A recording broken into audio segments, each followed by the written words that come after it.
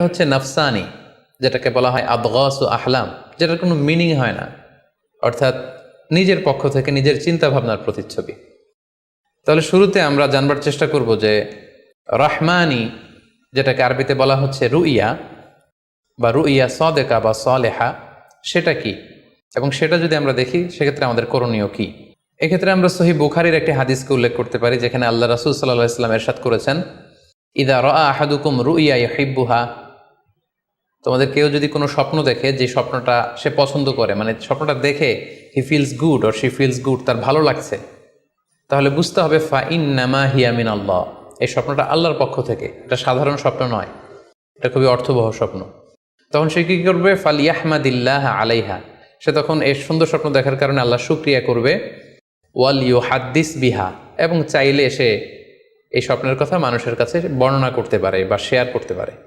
তাহলে সহিহ বুখারীর এই হাদিসের ভাষ্য অনুযায়ী আমরা যেটা বুঝলাম, আমরা যদি ভালো কোনো স্বপ্ন দেখি তাহলে তিনটি কাজ করা যেতে পারে।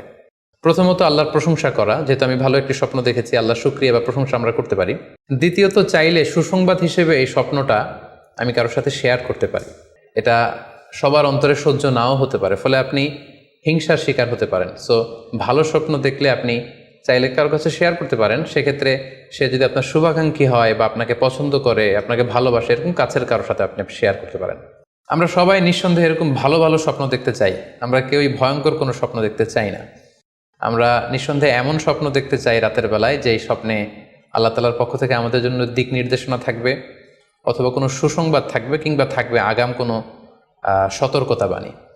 এ জাতীয় ভালো স্বপ্ন যদি আমরা দেখতে চাই তাহলে আমাদের কি করা উচিত? সেক্ষেত্রে সর্বপ্রথম আমাদের যেটা করতে হবে, আমাদেরকে সত্যবাদী হতে হবে। সাধারণত সত্যবাদীদের স্বপ্ন সত্য হয়ে থাকে।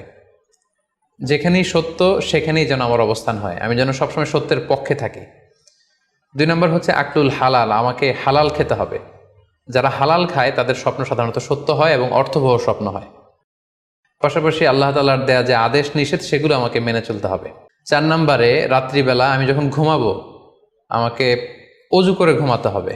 ওই ইয়ানামু আলা তাহারা, পবিত্রতার সাথে যদি কেউ ঘুমায় তাহলে অজু করে ঘুমালে রাতে সে যে স্বপ্ন দেখবে সাধারণত সে স্বপ্নটি সত্য হয়।